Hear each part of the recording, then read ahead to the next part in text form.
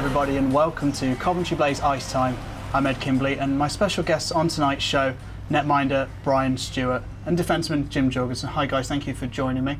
On tonight's show, we're going to have a little bit of a look at last weekend's games against the Nottingham Panthers and the Braehead clan. Seeing as we've got Brian on the show, we're going to talk about all things goalie, making stops and the importance of the position.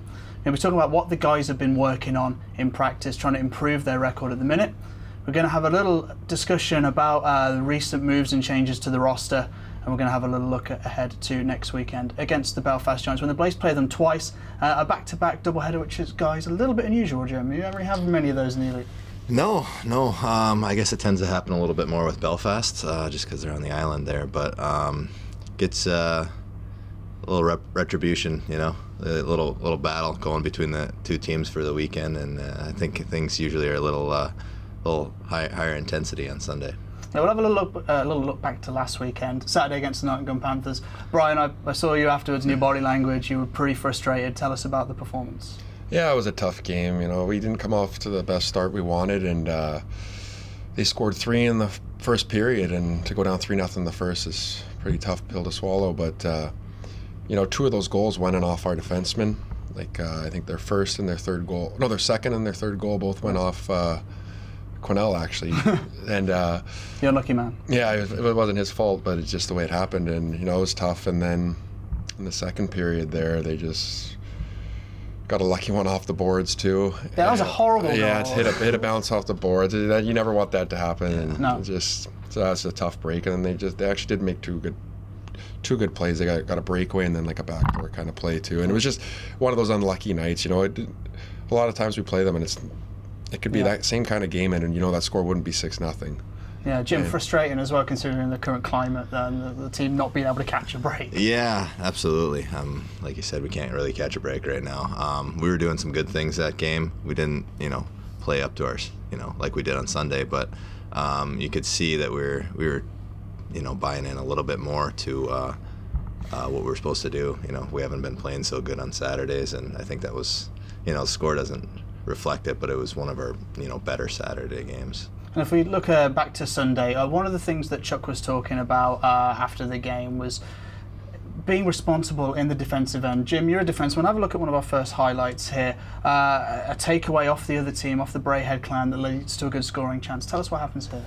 Yeah, Q, he eliminates time and space on the guy, and then our forwards right in there get the puck, move it up, and we're out of our zone instead of letting the guy get in there and be there 2 or 3 seconds later and letting him have time and space to make a play. He eliminates it, the forward's right there with him, and we're out of our zone, and Cale gets a rush. A good chance to organise hands from Cale as well. We had him on the show a couple of weeks back, and that's something that's developing in his game, wouldn't you say? Is he, Brian, harder to stop in practice now with moves like that? He's always a little hard for defensemen when he gets nice and low like that. You can't really get down there, but fair enough.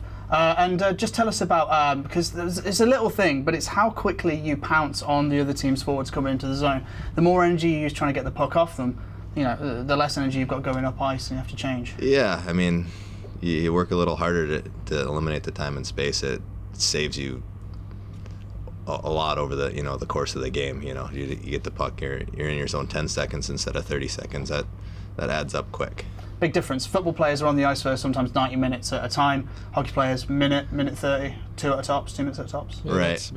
That's a bit long too. You want to strive for a 45-second shift at 45, the most. Unless sometimes power play you get out there a little longer, but 45 seconds is usually the max if you're actually working hard. Power play and penalty kill is something that we've been talking about. The next clip will show, Brian, this is one for you. Mm-hmm. The Braehead clan come pretty close to scoring on the power play here. Tell us about this play from your eyes. Yeah, well, the puck went back up to the point after they had that shot there from the side, and it came up to the D-man up top, and he shot it, and then it was a high tip, actually. It wasn't even a hard tip, but the way the shot came, it kind of slowly was going, and I was deep in my net, and then the deflection happened, and I was literally watching. I stuck out my leg but couldn't reach far enough. Hit the inside of the post there, and the red light did go on, but it ended up coming right back across the crease and up and got stuck under my pad, and they were jamming at it, but I knew where it was the whole time because I felt it under there. No pressure. Yeah. And tips like that, nightmare situations for a netminder. Sorry? The tips like that are nightmare situations. Oh yeah, high tips are actually pretty hard to stop if teams can make a good play on a high tip, because it changes everything. you see the Canucks do it. Like, I'm from Vancouver, and the Sedin twins do it all the time.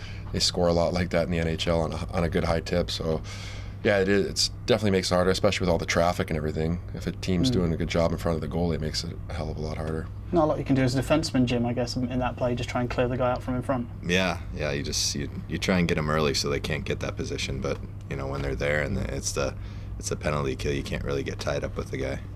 Last year, Jim, you came in halfway through the year. Brian, you were here for its entirety. The Blaze had some success winning the playoffs after Chuck came in. Now, there's been some moves and some changes today. Chris Lawrence played for Nottingham last year, came to the Blaze, has left the club. And another change, Jordan Petrus has come in, a teammate of Brian back in Elmira. We'll talk about him a little bit later. But looking at the team's record from now, which is six losses, a couple of wins and an overtime loss as well. It's a very similar record to when Chuck first got here, when I think it was 9 losses and only 1 victory. In the dressing room, at the minute, Jim, Brian, Jim, you're one of the assistant captains. Maybe you can answer this. What is the feeling? Is it because there's a little bit of unrest in the stands, I think, and that people are feeling a bit nervous about where this team's going forward? Yeah, there's a little bit of unrest in here. It was more a couple of weeks ago. Last week we had a really good week of practice, and I think it kind of showed up on Sunday. And I think this week, we'll build off that. I think guys are knowing that we were working hard, but we weren't working hard. We thought we were, but we really weren't. And it's working smart too. Eliminating time and space, like we've talked about, and just getting it to the next level. And Brian, as a netminder, there's been some tight games, not a lot of goals being scored. The pressure's on for you. How do you respond to that, and how do you handle that? Yeah, well, it's kind of the way we play, especially with Chuck. We want to be more defensive usually, and when I think back to last year, I don't think besides that final game, I think there was one other game we ever went up up by 4 goals. We're not typically a team like Sheffield that can pot goals like they do. We're more of a structured game. We're going to win games 3-2, 2-1, and it's tough right now because we're not scoring. I think we're at a goal per game right now, which has obviously got to be it's obviously got to be a lot better. And I talked to Chuck. I just can't get frustrated at myself, and when a goal goes in, we've had a couple pretty bad losses this year, but I got to keep working on my game, and because I know things will come around. I think we'll have a breakout game here soon where we're going to start. The bounce will start going our way, and we'll get some goals. I think it was something like 27 games last year were decided by 1 goal. That's an incredible stat for then a team that went on to end up 9th, finishing 6th after going on an unbeaten home run, which equaled a record they previously set to win the playoffs. So there's a lot of hope. But losing a forward like Chris Lawrence, a lot of hope for him, and it never really clicked for him, it never materialised. How does that affect the balance going forward while they look at Jordan Petrus, who's on a trial? They'll maybe be looking at other options, Jim. How does that affect the team structure? It does. Obviously, sometimes it just doesn't work out, Yeah. And I think that was the situation. Chris is a great guy, and we wish him the best. But Jordan's coming in, and they play different games, so I think Jordan's game probably fits in a little bit better with the system, as far as getting forechecking hard and things of that nature. It's always tough. I've been through it myself, and you never wish it upon a guy. But because you came to Coventry after was it only 11 games in the season up to that point that you'd played in the East Coast? Yep. It must have been a tough situation, but how do you approach that as a player who you had 3-4 really good years coming up to that point as well? Yeah. Because you won the Central League before coming to the UK. Then you were an all-star with the Brayhead Clan. You did a 50-point year, was it? Yeah. Then to Sheffield, and then then you went to France. Then tried the coast, and it just didn't work out. Yeah, I don't know. It didn't work out at all. I'm an older guy. I don't really have a contract. I'm not going to get called up. So I just tried to, be positive every day and, help the young guys out that might not know exactly how to be a pro. And having success in Europe previously, was it natural to come back? Yeah. I was, I was trying to come back all summer last year. It just didn't work out, with the getting married and having the wife and all that stuff. And it's where I fit in. I love it over here. So. And Brian, you came into the Coventry Blaze. What were your first impressions when you got here all that time ago? I really had no clue what this league was like. I knew the players in the league, and so I imagined it being pretty similar to the East Coast League. And originally, I always wanted to play in the UK, but I wanted to do it like maybe later, a bit more later in my career. That's the way I looked at it. But coming here, and this league keeps getting so much better every year. The players that are coming in, but from coming to Coventry, I really didn't know what to expect, and there were tough times last year, but I enjoyed it for the most part, and to end it like the way we did was awesome anyways. Thank you, guys. Ladies and gents, we'll be back after the break where we'll talk a little bit more on Coventry Blaze Ice Time.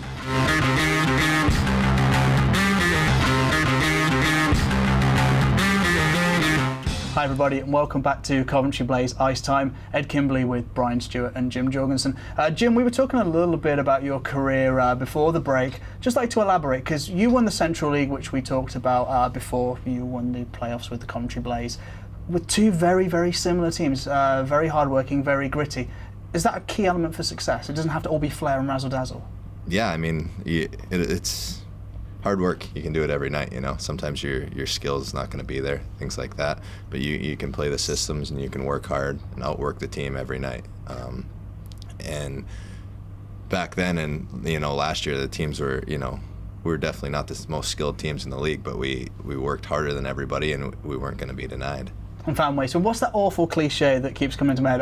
Hard work beats talent every time, especially if the talent isn't working very hard. Why did I saw that somewhere? Yeah. I know it's a cliche, Brian, but that's kind of true, right? Yeah, it's very true. You can have the best team on the ice, but if they're not working hard, nothing's gonna happen. So we kind of proved that last year with the hard work we put in, and we got results. And Brian, you've become a bit of a cult hero in the, albeit short time you've been with the team as the netminder. How do you approach that admiration from the fans? Because you must have a lot of guys coming up to you for autographs and praising you. Is it difficult? Is it weird to approach that? It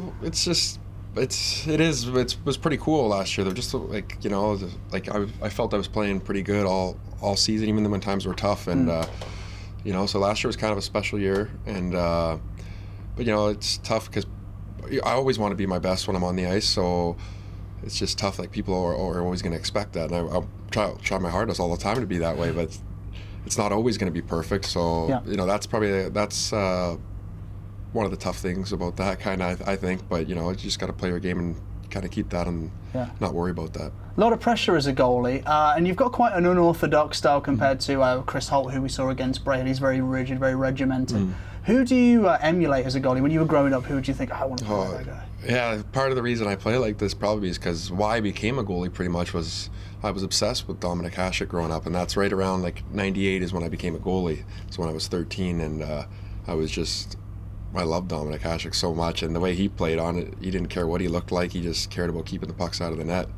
And really, that's what it's all about. It doesn't really matter how you do it as long as you're keeping the pucks out of the net. So yeah, I'd say Dominic Hasek, but there are many goalies I fancied growing up, I'd say. Yeah, fair enough. I was reading something earlier about the trend shifting in goalies, and the teams in the NHL, the biggest league in the world, they're signing guys who are 6'4", 6'5", and they're very regimented. What are your thoughts behind that for a guy that kind of plays the opposite way but is successful and popular? Yeah, it's true. Like that was one of the big things. Like back when I signed out of college, they loved my size, and they're always looking at goalies over 6 feet now, because obviously when you're down in the butterfly, you can take up more than that up top, because most guys are trying to go upstairs right on the shots. But yeah, I try to keep my game like more like what's the word, fundamental like that, and but it's just my natural instinct, I guess. Just play more like a street hockey goalie sometimes. I guess play to your strengths, because you led the league in save percentage last year, goalie of the year. If it ain't broke, don't fix it. Is that kind of your mentality? Yeah, well, I'm pretty much past the point of trying to really change my style. So like, I've always had something that I've always done. It's always worked for me. Like, yeah, there's guys like Chris Holt in our league, and Vikman and Nottingham. These guys are like very good goalies in the plan, and there's very good goalies in this league last year. There was last year too, and but everybody's got their own style, and I'm not them, they're not me, so you got to play your own style and play to your strengths. Jim, do you approach goalies differently depending on how orthodox or how unorthodox they are? I don't know. I just shoot the puck from the point. No. But as a defenseman, protecting them, any different? Yeah, I just try not to run into him because he gets out pretty far actually. So I try and protect the back door and let him take the shooter most of the time, and it's good because he gets out and he's always big on the goalie, and it helps the defenseman know which guy to take. I suppose it must be a bit of a shock if you get a breakaway and you've got your head down controlling the puck and a big what are you on skates? 6'9" on skates? I don't know. I don't even know how high the skates sit. Everybody always asks me, and I don't really know. I'd probably say 6'7". 3 or 4 inches. Yeah. 3 inches. Must be pretty scary. Pretty daunting to see that coming at you. For sure. Like this. Jordan Petrus, he's on a 4-week trial. He looked all right actually this weekend, considering he just got off a plane. He hasn't really had a training camp from what I understand. Brian, what can the Blaze fans expect from him as a player after playing with him in Elmira? Well, he's a very hard worker, and that's for sure, because he kind of got traded to our team in Elmira. I forget where it was from. I believe Trenton. We kind of got him for not much. I don't think we traded for him for. He was kind of almost on our team like a tryout with Elmira too, and he earned his spot, and he has had a pretty good pro career since. He works his butt off, and he does his job and he cares, so that's what's most important. And for a team that aren't scoring very many goals, he set a record for a season with, I think it was like 207 plus shots that he had. That's an insane stat. I did not know that. Was that last year? It was the year before. No, last year he played in Poland. Then it's been the year before that. Okay, well, yeah, that's shots. good. That's unusual for a forward to have that many shots, Brian, I guess.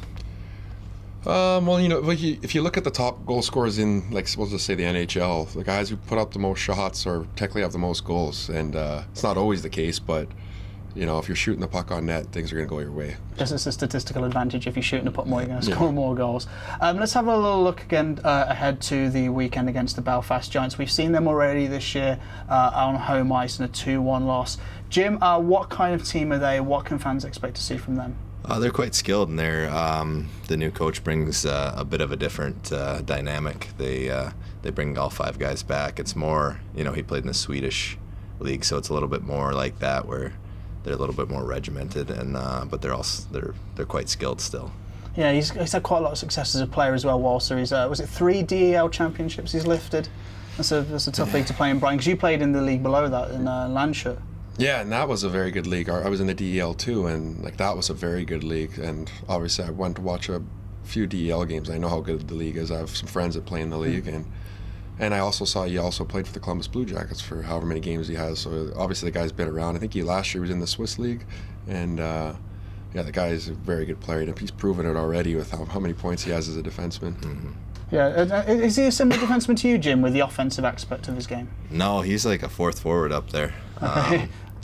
Maybe more in my younger days, but I've kind of balanced myself through the last few years. But he's up in the play. He's like a 4th forward. He's down below the goal line, and he's buzzing all over the place. And before we saw the Giants this year, the last time we saw them was in the semi-finals of the playoffs that you guys ended up going on to win. I was just kind of curious more than anything what each of your favourite memories were from that year. I'm assuming lifting the trophy at the end of it would have been one of them, but aside from that, Brian, if you can answer that first, and then Jim maybe. Well, yeah, no, I don't think you can beat the finals weekend, because that was an unbelievable experience, just the way both games went. It was pretty intense, but I'd have to say winning, how many games was it? 10 home games in a row, or 8? It was 12. I think it was 12? Okay, yeah, I think it was right up there. Pretty special too. But honestly, we struggled in Nottingham last year.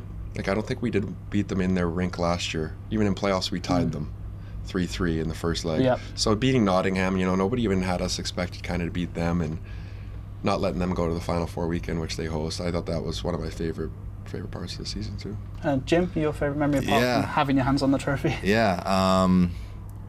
It was actually the feeling going into the final weekend, like knowing, I was so confident in our team that we were going to win. Like, I don't know, it was just the feeling I got from that I knew we were going to lift the trophy, on Sunday night. And when things started to click, like we're expecting or anticipating for it to do this year, it feels really special. And when did the penny drop last year? Well, did you guys identify a specific moment where things just came together? I think it was actually, I think, your first game. Jim's first game was, we were down 3-1 on aggregate to Braehead in Braehead. Yep. So we're going up to Braehead, and obviously nobody was giving us a chance in hell, if I can say hell, to win that game. And then, it was 1-1 going into the third, 2 late goals in the third, winning in shootout. You know what? And that gave everybody was just. I think we kind of rode that wave for a bit, and things actually did get a lot better from there. How close do you think this team are right now, Jim, to emulating that this season? Are they far off, or is it going to be a couple more weeks? Nah, I mean, in the whole scheme of things, a couple more weeks really isn't, that much. But I think, the next 2 weekends is going to be huge for us. If we do dig ourselves out of that hole, it's going to be in the next couple of weeks, and it's going to, we're just going to keep going from there, I think. And then leading into the Continental Cup, which, Brian, I guess will be a little bit of fun, and Jim playing on the continent again. Oh yeah, for sure. I've never really been in a tournament like this, so this is going to be new to me. And I see the Bulgarian champions made it into that final spot, so we'll be playing the Bulgarian champions, the Romanian, and then Poland on the final day. Yeah. So I think, from what I hear, there's going to be, we can't take anybody lightly. And I know they're saying the final game against Poland's going to be the big one, but those first two games we can't take lightly. So.